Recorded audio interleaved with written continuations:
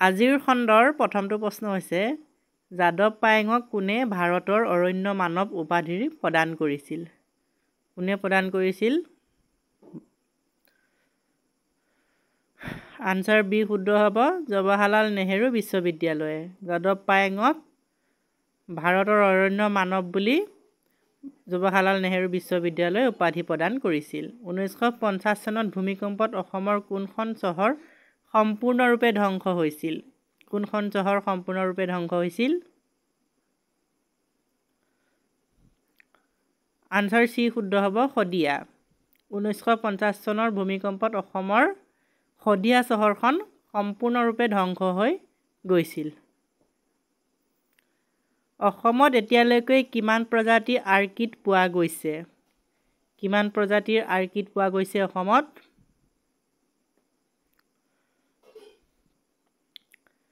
Answer D শুদ্ধ হ'ব, 293।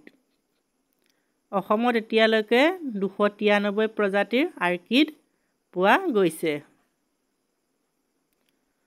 কোন চনতে মানাহক ব্যাঘ্ৰ প্ৰকল্প হিচাপে ঘোষণা কৰা হৈছিল?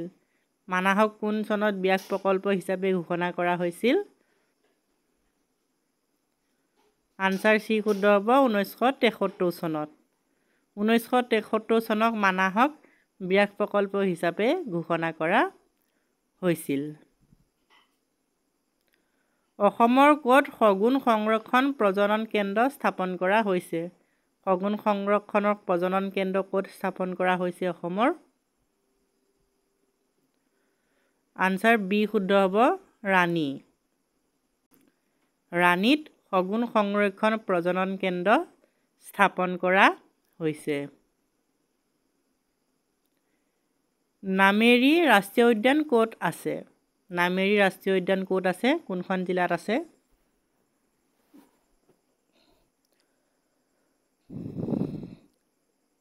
আনচাৰ এ শুদ্ধ হ'ব, শোণিতপুৰ জিলাত। নামেৰী ৰাষ্ট্ৰীয় উদ্যান শোণিতপুৰত আছে বা শোণিতপুৰ জিলাত আছে।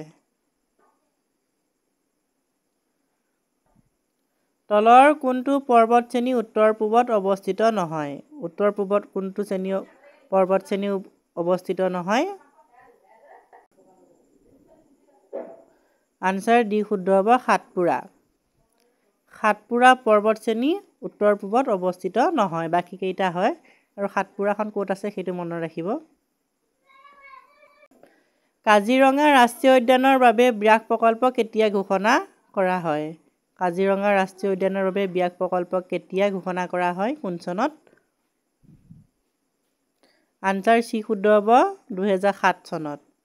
কাজিৰঙা ৰাষ্ট্ৰীয় উদ্যানৰ বাবে ব্যাঘ্ৰ প্ৰকল্প 2007 চনত ঘোষণা কৰা হয়। ভাৰতৰ কেইখন ৰাজ্যৰ সৈতে অসমৰ উমৈহতীয়া সীমা আছে?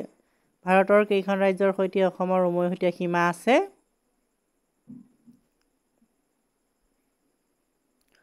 আনচাৰ ডি শুদ্ধ হ'ব, 7খন।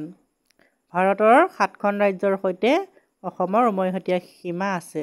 আৰু কি সেইকেইখন মনত ৰাখিব। হোলোংপাৰা গিবন অভয়াৰণ্য কিহৰ বাবে বিখ্যাত? হোলোংপাৰা গিবন অভয়াৰণ্য কিহৰ বাবে বিখ্যাত? তলৰ কোনটো জন্তুৰ বাবে বিখ্যাত? আনচাৰ ডি শুদ্ধ হ'ব, হলৌ বান্দৰ। হোলোংপাৰা গিবন অভয়াৰণ্য হলৌ বান্দৰৰ বাবে বিখ্যাত। অসমৰ প্ৰথমখন পক্ষী উদ্যানৰ নাম কি?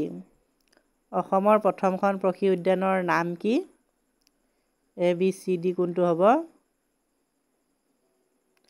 আনচাৰ ডি শুদ্ধ হ'ব, দীপৰ বিল। আনচাৰ চি শুদ্ধ হ'ব, দীপৰ বিল।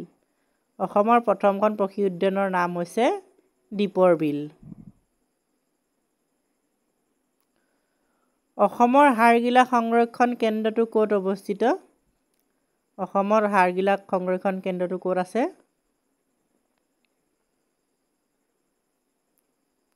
আনচাৰ বি শুদ্ধ হ'ব, পচৰীয়া।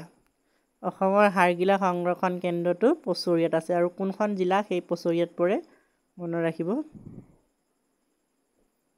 তলৰ কোনটো অসমৰ সৰ্বোচ্চ পৰ্বতমালা? অসমৰ কোনটো সৰ্বোচ্চ পৰ্বতমালা? কৈছে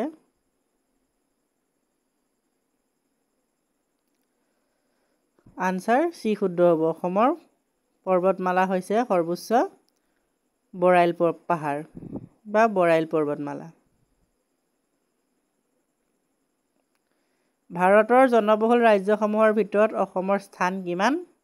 অসম কিমান নম্বৰ স্থানত আছে ভাৰতৰ জনবহুল ৰাজ্যসমূহৰ ভিতৰত?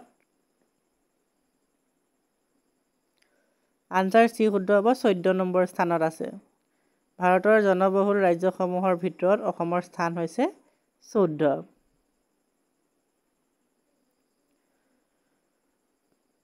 চৰাইদেউ জিলা সদৰৰ ঠাই কি? চৰাইদেউ জিলাৰ সদৰৰ ঠাই কি? কোনখন হ'ব? শিৱসাগৰ, মথুৰাপুৰ, নাজিৰা, সোণাৰী। আনচাৰ ডি শুদ্ধ হ'ব। সোণাৰী। চৰাইদেউ জিলা সদৰৰ ঠাই হৈছে সোণাৰী। সদৰ ঠাই সোণাৰী।